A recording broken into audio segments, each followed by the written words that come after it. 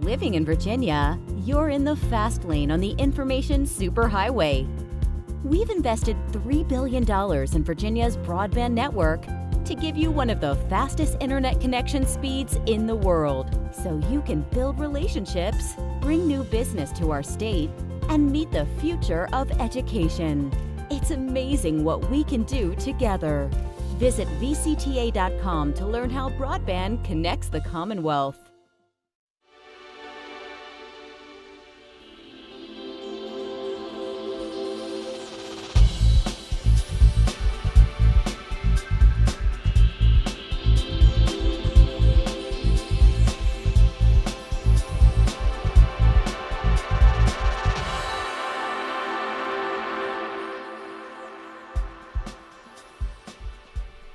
From the General Assembly and the City of Richmond, I'm Woody Evans for Cable Reports, brought to you by the VCTA Broadband Association and Comcast, connecting Virginians to their government. We have Scott Wyatt with us this morning, Hanover County, yes, sir. New Kent, I believe, yes, and King William. Part of King William as well. Great. Tell us a little bit about your district and how things are going on there. Thank you, Woody, for having me here today. And yes, the district is made up of the eastern part of Hanover, King William, and New Kent, and it's representing those folks to try to keep regulation down, to attract economic development.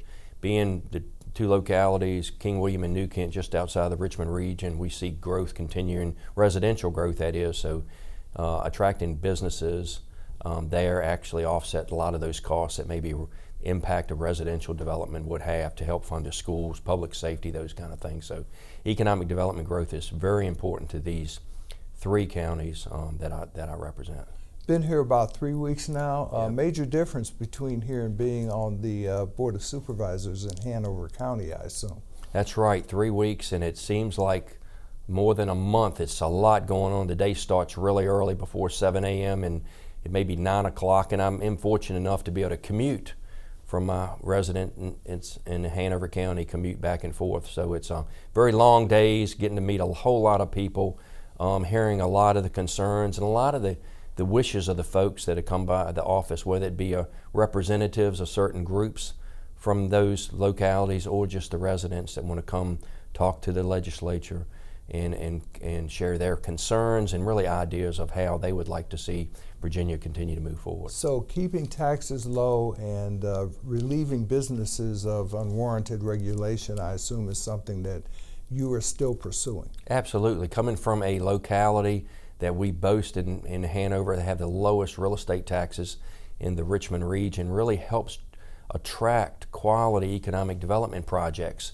That locality, even though New Kent, King William, and Hanover are the smaller localities competing against the Henricos and Chesterfields, it's crucial that taxes remain low, less regulation to attract businesses. Then prior to coming here at the local level to the locality, but now at the state level to attract those businesses that create those good high-paying jobs here to the Commonwealth. And it's crucial that less regulations and lower taxes help continue to move that forward. So who are some of those major employers that you've been able to attract and retain? Okay, well, just on the local level, Wegmans Distribution Center in Hanover County was a major win that we just saw in Hanover. Colonial Downs is currently and been operating out in New Kent County, and you can imagine all the support, whether it be the need for lodging and other commercial entities that will eventually come to that area once we hopefully can see the racing season continue to expand from its 15-day last year to maybe a 20 or 30-day in the coming year. Any potential for casino development in your district? Well, that's a hot item, of course, representing the Pamunkey Indian tribe as well as Colonial Downs. So it's a lot of ideas. There are a lot of folks, a lot of those organizations that are out there as it continues to evolve. Just listening to a lot of their concerns there, the folks that maybe question a lot of casino, but the market has to be open and has to be equal for all the entities, so everyone can come and share their wishes and desires as the discussion continues in the Commonwealth. Have you been satisfied with your committee assignments? I kind of understand as a freshman, a new delegate, and serving on a local board, counties, cities, and towns, as well as transportation. Transportation is very important to the localities. We see the smart scale process that the Commonwealth has, and representing 3 localities that get very few projects at the local level that will qualify to be approved under smart scale. We see all those projects either go to Northern Virginia and Eastern due to the growth, and I understand that, but it's these localities, secondary road funding is so important as we continue to see the population, the residential development continue to increase. So transportation is quite important to get those projects approved. Is there a way to improve your place in terms of smart scale by allowing those localities to tax themselves in order to bring money to the table, as is done in Northern Virginia and Hampton Roads, for example? Right, and there is a bill in the General Assembly. Delegate McQuinn is carrying to create a regional taxing authority where paying 2 cents for the wholesale gas tax and a little bit more on the sales tax. We actually think it's 0.7 on the sales tax to keep that money here to fund secondary road fundings, and the localities will see and benefit from that as well. I know the city of Richmond wants to increase the transit, but the localities like Hanover, New Kent, and as well as the Henricos and Chesterfields, they want to use it for secondary road funding. So, it's a way to accomplish that. It's the budget the governor has put out increases the gas tax, and so I haven't signed on to that bill yet. That has to be a means to keep those dollars, the taxes that the folks in the district pay here locally to address the road issues. I think the current governor's request for the gas tax is very excessive, though. And what about the other proposal in the budget to do away with the annual inspections on vehicles? Right, and that has come up. I continue to hear from many of the car dealerships as well as the local law enforcement agencies how it needs to be some type of inspection. I don't think folks want to put anything and everything on the road to drive it for safety concerns. When does the Wyatt family check their brakes? And that's when we take it to get an annual inspection. So inspections are, in my opinion, definitely needed, whether it be a annual or every 2 years. I really haven't decided.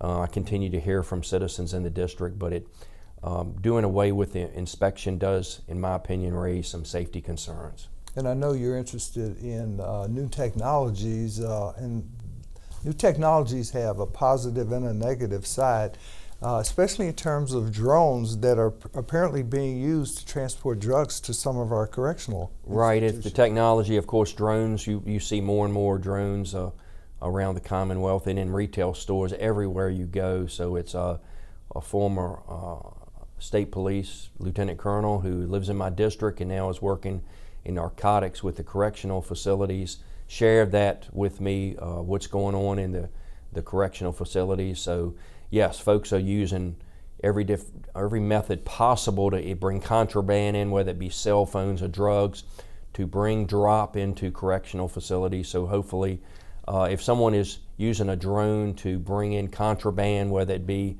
cell phones or something, it could be a Class 1 misdemeanor, but if they bring narcotics in, it goes up to a Class 6 misdemeanor. So it's so important that we keep not only the inmates safe, but the officers that work in the correctional facility safe as well. Now I understand that bill is in the courts committee, I believe.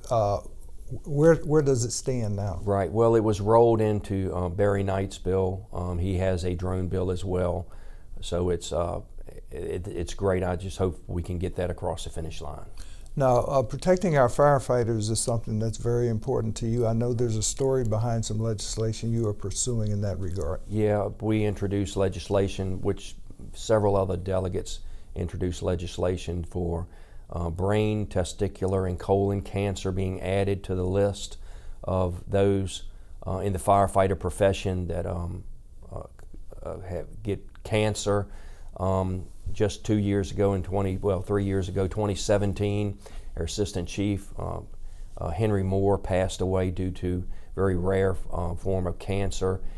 His mother actually works as an administrative assistant here for Speaker Fillercorn, but lives in the district in Mechanicsville, and it's a great family. And we continue to see, and folks continue to share studies with me where there is an increased amount of cancer amongst the firefighters who have to train weekly and we know that building materials are very different than were 20 years ago. A lot of the plastics, a lot of the styrofoams, those kind of things. So it's so important we take care of those that take a pledge to protect and serve the citizens of our district. So under your legislation, a person like that would be presumptively eligible if they contract one of those diseases. Right, it just adds those 3 types of cancer to the list covered under workers' comp.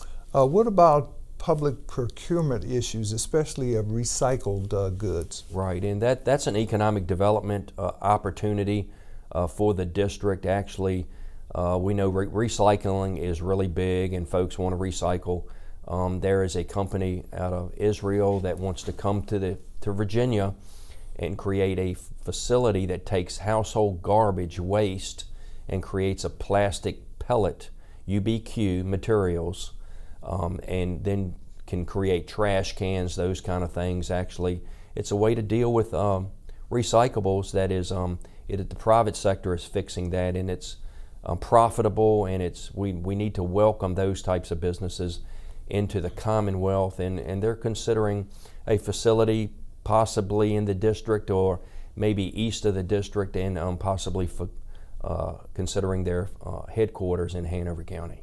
We were talking about the budget earlier. Apparently there's a problem with the revenues generated by the lotteries. There's competition in a lot of retail establishments, right. These so-called gray machines. What's going on there? Yeah, it's several bills to regulate the gray machines. I don't know where I'm at on that. We do see them popping up in the district in convenience stores. So I understand a lot of localities continue to come to me. They do want to capture some of the revenue that maybe tax those machines, and it's an area that is unregulated. It's wide open right now, so I would anticipate some legislation coming forward with that. I really don't know where I'm at, but I do think there needs to be some uniformity on those types of gray machines.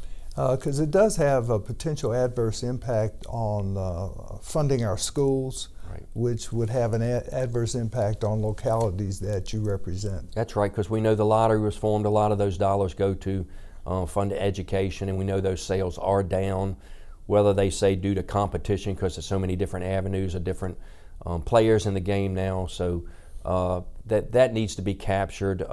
But I also, like I said, with the folks with Colonial Downs, I do think we need to open it up, and everyone get a shot at it, and kind of make it even across the board, not showing favoritism to one group to come to a certain area and be the sole provider of those types of games. What about teacher compensation? We had a lot of teachers here, I think it was yesterday or the day before, lobbying members like you in terms of the amount of money they are paid. Right, and even serving at the local level, I've always supported those teacher increases in Hanover County. Last 2 years, it was 5%, 2% 1 year, even at my local level, and then 3% the prior year. So yeah, teachers have to be compensated. Teaching is a challenge nowadays. I do spend a lot of times even going to DARE presentations in our schools. Visited the trades and the technology center, not just in Hanover, in New Kent as well. Those learning trades to prepare for the job market. So I'm very interested in hearing to what the teachers have to say, and we've got to support them to try to continue to attract those teachers and really be competitive with teachers around the country. Is there more dual enrollment now in the local high schools in your district? Right. Yes, we continue to see dual enrollment increasing with the cost of higher ed. It just makes sense that even 10 years ago when my daughters were in high school, you could only take a couple classes. Now Now they can take many more classes, so we need to continue to allow those folks to take dual enrollment classes where they get college credit to help shorten the expense on their families as they continue to higher ed. So it's so important. It also helps to develop a workforce that allows you and others to continue to attract new businesses, especially in the high-tech arena. Absolutely. So we need internships, and just yesterday the folks from the Newport News shipyard were in my office talking about workforce development, those starting with maybe just a 2-year degree on those that want to go into a trade. They're actually recruiting now at a much lower level, whether it be at 2-year or even in high school, to attract with the unemployment rate at 2%. It's so important that these companies get involved at much earlier in a young person's life to help attract them, so folks can decide on what career path they go through. It's typically they consider the ones their family members, maybe parents or other members in their family, have pursued. So it's a good opportunity for them to hold job fairs in our local schools, so kids can get exposed to those types of careers and actually choose. I'll share a story in Hanover County at 5th grade.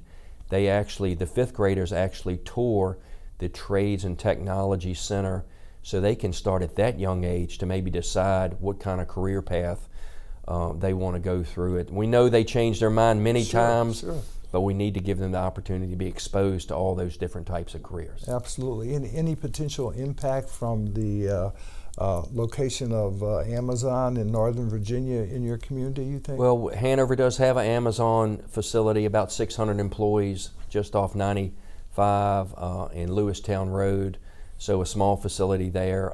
Yes, Amazon's going to be a big and vital component to the Virginia's economy as we see them in Northern Virginia. But we continue to have to prepare our kids, whether it be 4-year college or HVAC, electrical, those kind of things, for the jobs of the future, which could be work at an Amazon facility.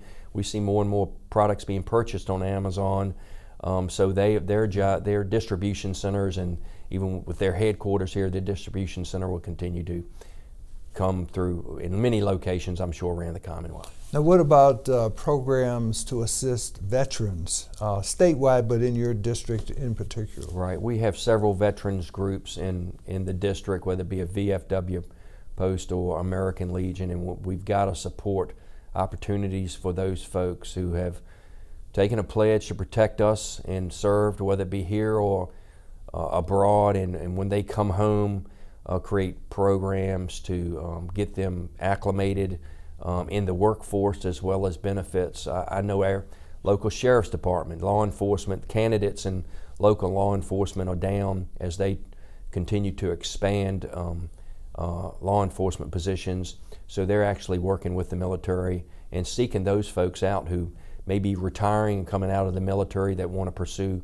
careers in law enforcement, which would be great candidates to go into that arena. I take it another arena that veterans could transition to would be in healthcare, for example, those who have gained experience abroad, right, in terms of providing emergency services to people who are wounded in battle, for right, example. We continue to, fire and EMS positions continue to come up, so yeah, it's anyone who served in those areas would be great candidates to expand the career firefighters in King William, New Kent, and Hanover. We see volunteer participation in the fire service and EMS continue to decrease, so it's more important than ever as these localities continue to increase positions for career and paid firefighters. They'll be great candidates in that arena, as well as in the district having Bon Secours Memorial Hospital in the 97th district, and having those folks there. There's so many medical office buildings and the jobs and other support groups that a hospital brings actually continues to help build out those much needed jobs. I see you have some legislation dealing with certification or licenses for tow truck drivers? Yeah, there's one instance where actually Lamont Bagby, the business is in Charles City County, but the resident is in New Kent County. is in his 50s now, got charged with something when they were in their 20s. They're not able to drive a tow truck. So we want to go back maybe 15 years and allow criminal justice services to make that decision whether it not be a violent type conviction, somebody that may have made a mistake when they were in their early 20s and now more than 15 years later be permitted to drive a tow truck as they work as an auto mechanic or work in that arena. So. Opportunities for affordable health care. I mean, we continue to hear a lot about that. How are things going in your district? You mentioned Bon Secours. Right. Health care is so important. We continue to hear folks, they're one illness away from bankruptcy, and I do think that health care costs have to be addressed. I do like hearing that insurance companies, there's more opportunity, more choices for folks. We would like to see folks be able to purchase insurance in companies across state lines. The more players you bring to the game, of course, competition will help drive down those costs. So I really hope there will be many more options in insurance to help drive down the high cost of health care as we continue to see it rise each and every day. And of course, the other part of that formula relates to the continuing rise of prescription drugs, for example. Right. Several pharmacies in the area and prescription drugs are so important, whether it be folks to take insulin that are diabetics and they continue to see those costs. So it has to be some regulation or something there to help those folks attain some of those prescription costs as we continue to see those skyrocket. I see there's an effort once more to increase the salaries of sheriffs and deputy sheriffs. Is that a problem in your community? Yeah, we continue to see and even at the state police level within the Commonwealth, we see there's so many open trooper jobs now for state police.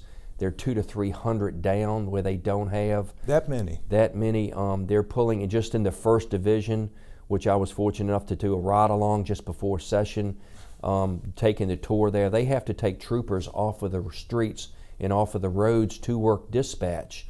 And folks really think there is 24-hour coverage around the entire Commonwealth for our troopers. And on December 24th, unfortunately, there was a fatality in Richmond County on Route 360, just the other side of Tappahannock, where they had to call a trooper out from his home because his shift had ended to come in and work the accident to work with the local law enforcement. So yes, in my opinion, and it is very competitive to keep those law enforcement agents with the localities competing against the state.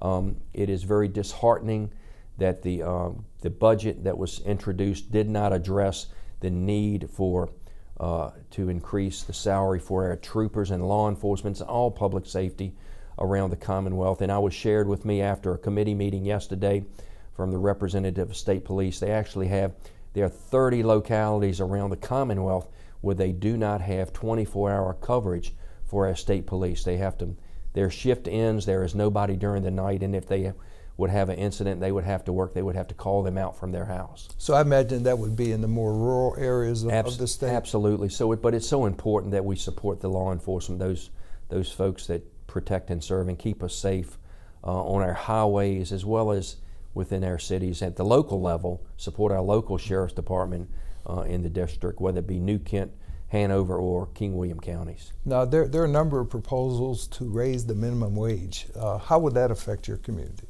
I continue to hear from small business owners that they are opposed to raising the minimum wage, whether it be a McDonald's franchise that creates jobs for our youth and young people as well. They're becoming more and more automated. They will reduce their workforce if we continue to see minimum wage attempts to raise that minimum wage. So it's folks in the district have grave concerns about raising the minimum wage. So I share a lot of that concern with them. And I guess that temperature even rises more in rural areas, for example. And it does, and we think that minimum wage or those entry-level jobs are just jobs to prepare somebody to get experience to the next level. So it's those jobs I understand that I would prefer to leave it up to the business, the entity, the restaurant, the small business that has an entry-level job to just, they know they're going to have turnover. It's folks that coming in right at the entry level to help prepare them for their next job and gain those life skills. Another major issue facing you, which you didn't vote on last session because you were not here, but I'm sure you're very well aware of, is the question of the creation of an independent, nonpartisan redistricting commission. Right. That is in privileges and elections, I take it at this point. Yeah, we really don't know where it's going to go. We know that is very politically motivated and very targeted to certain districts that they went after last time. So we'll see where all that goes. We know they appointed a judge from California to help solve it in the past. So it's the politics does come into play with that. So it's those folks that are in power, in charge right now, will weigh in heavily and I guess target specific districts that they want to go after, which is unfortunate. Now, that proposal would create I think a 16-person commission that would decide what the boundaries would be going forward in your district, in senatorial districts, and in congressional districts throughout the state, I believe. Yeah, and it's that continues to be, in my opinion, transactional. So it's nothing that I will be able to really weigh in on. So it's unfortunate folks go down that route. And I remember Raleigh Ingram's speech when he was leaving. He talked about redistricting, and being here for over 20 years, he said the discussion of redistricting was going on 20 to 30 years ago. So that will be a discussion every session down here at the General Assembly. So it's I just work, keep my office open, try to listen to the concerns of representatives that really affect the businesses and the citizens and their way of life in the district. So it's that's what the discussion that I want to have with the folks in the district. And we got about a minute and a half left. Looking forward to the end of the session, how will you judge success from your perspective? Being open, carrying the needs of the citizens that have come to me, whether it be a locality or those forward, representing those, being their advocate and their voice. My office is always open, more than willing to meet with anybody, anywhere. That's what it's about. It's about transparent representation, being there for the citizen and carrying their concerns to help promote good education, public safety, and a good way of life for folks in King William, New Kent, and the eastern part of Hanover County. Well, thank you for being here, and good luck the rest of the session. Thank you, Woody. Thanks for having me. Thank you for watching Cable Reports, brought to you by the VCTA Broadband Association and Comcast. Until next time, I'm Woody Evans.